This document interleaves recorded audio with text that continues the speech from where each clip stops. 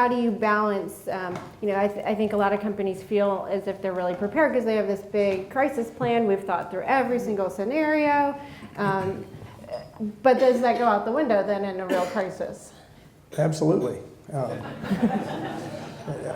You know, I was never in the military, but anybody who's been in the military and been in battles says, you know, plans work until the first bullet flies and then everything changes. Well, in the case of Harvey, like I said, we know what to do in a hurricane. We had that down to a fine art. But then Harvey, you don't know where it's going to rain. You don't know what's going to happen.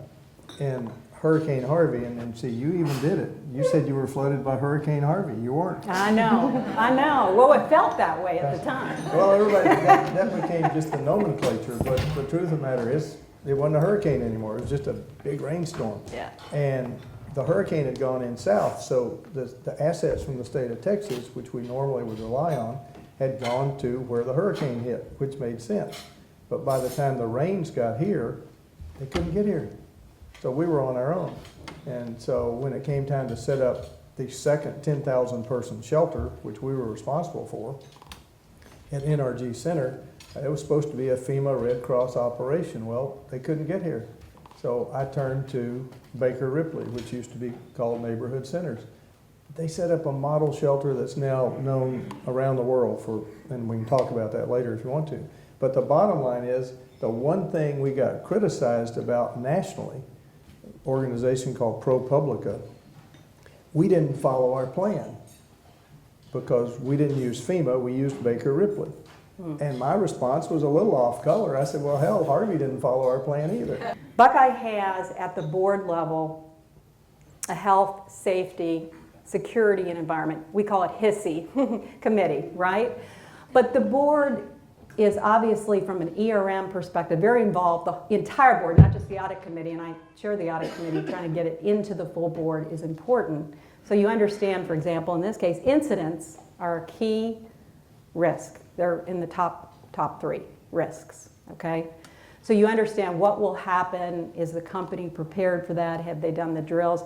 The board is invited to come to the company's drills. And obviously members of the HISSE committee come, as well as I've actually been to at least one of those drills.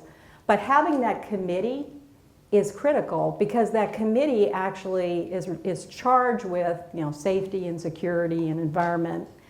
But they're also set a tone at the top relative to that safety culture, because that safety culture, if you don't have a culture that actually has accountability and transparency and resilience relative to safety, then you can have, like Judge, you said, you can have all the best plans in the world and you can have all the great crisis management toolkits, but when it comes to happening, it's just not going to happen. Sydney, we're going to treat this like a presidential debate now.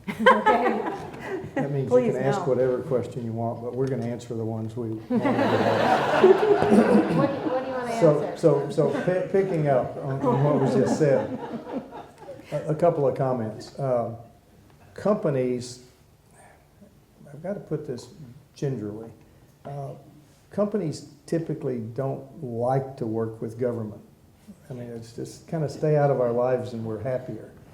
But the reality is you have to know which level of government you have to work with. And the example here in Texas is to some people hilarious. County judge in every county is the person responsible for emergency management. It's not a mayor, it's the county judge. And the county judge in Texas, of course, isn't a judge, isn't even a lawyer. And it's very confusing, but companies need to know that's who they have to work with. It's different in other states. I was talking with George Pilko about, you know, the various Caribbean islands. Who's responsible down there? Companies have got to know, they can have their plan, but they also need to know who their government partner is going to be. And that's got to be factored into their plan. And then the other point I wanted to make is that no matter what you're doing, you can't get distracted. And the biggest distraction during Harvey was General Honore on CNN saying, well, they should have evacuated. Well, you can't evacuate 4.7 million people out of the whole county when you don't know which areas are going to flood. And so you can have your company plan, the board can be on board, the management team can be on board, but you got these other partners. You've got the partners in the government sector that you have to deal with, and then you have to figure out how do we deal with the distractions. So I would advise, you know, there almost needs to be a person in every company that their job is to minimize distractions. How can a board or how can a company express empathy and sympathy without just saying our thoughts and prayers? First of all, in communications, understanding the impact on the community is the first thing. As a matter of fact, when I talked to Clark about that, that was the first thing he said, is understand the nature of the event and the impact in the community. Think about the Bahamas. I mean, we're obviously a big employer in the Bahamas. Folks work in our facilities, we care for them and their families. Things like the Buckeye Foundation. The Buckeye Foundation was set up to be able to have contributions and care for the community. During Maria, we were a huge responder in Puerto Rico to be able to get aid to the folks. I mean, there was significant damage in Puerto Rico.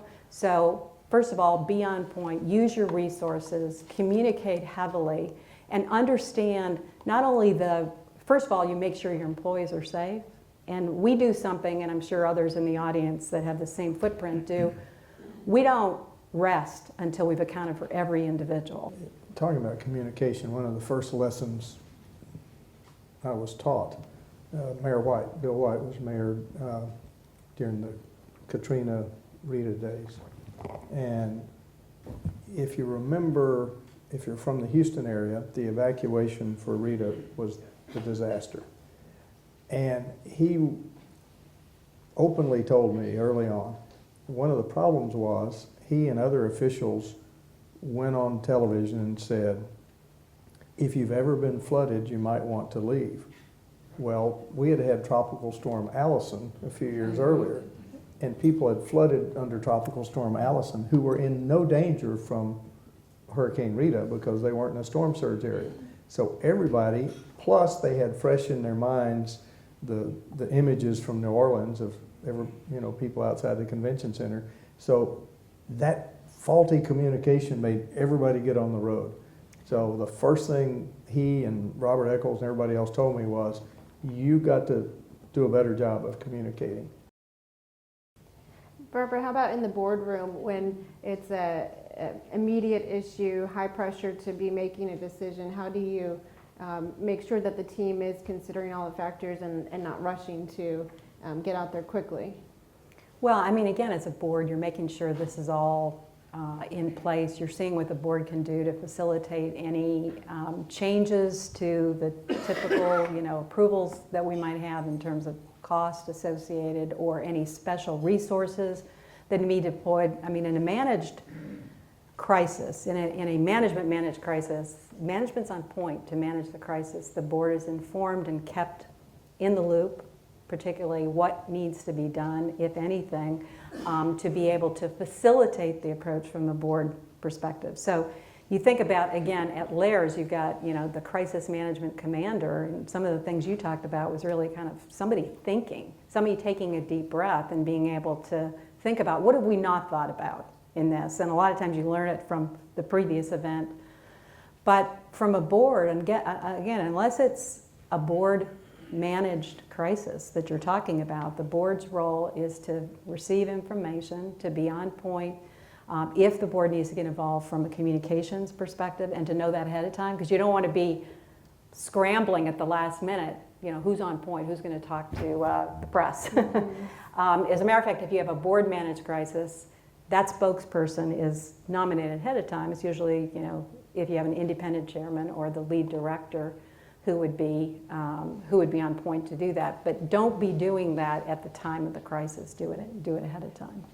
How do those committees and the broader board, though, plan for other types of crises that are less cut and dry? So a Me Too movement type of a crisis, or a shareholder activist, or some of these that are less operation and also less binary. In a crisis like that, you either have a crisis or you don't. And something that's a little bit more gray area, What can the board do at that level?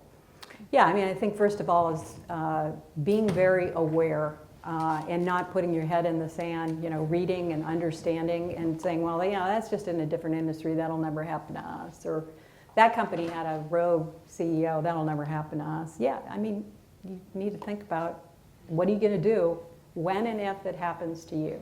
And so first of all, I think it starts at that awareness, having a discussion at the board level about those sort of risks. And some of that might be an executive session, but some of it is actually on board agendas to be able to, we looked at, our processes and procedures. But most importantly, I want to go back to culture, because I do think it gets back to understanding that culture. We talked before about safety culture, but it also has to do with, inclusive culture, diverse culture, or innovative culture, or any of those cultural things that the board needs to appreciate and understand. Accountability, transparency, resilience, being able to understand what happens when the company gets stressed and will that happen. But what they were struggling with, how do we think about these other types of crises and prepare for that?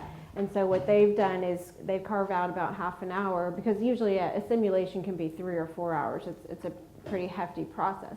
So in their other board meetings, they carve out about half an hour to talk about something that they've pulled from the headlines. So something that's current, it may be in their industry or not, but they talk about, okay, if this were to happen to us, what are the questions that we would need to be asking? What are the legal implications? Do we have the right team? Do we have the right resources?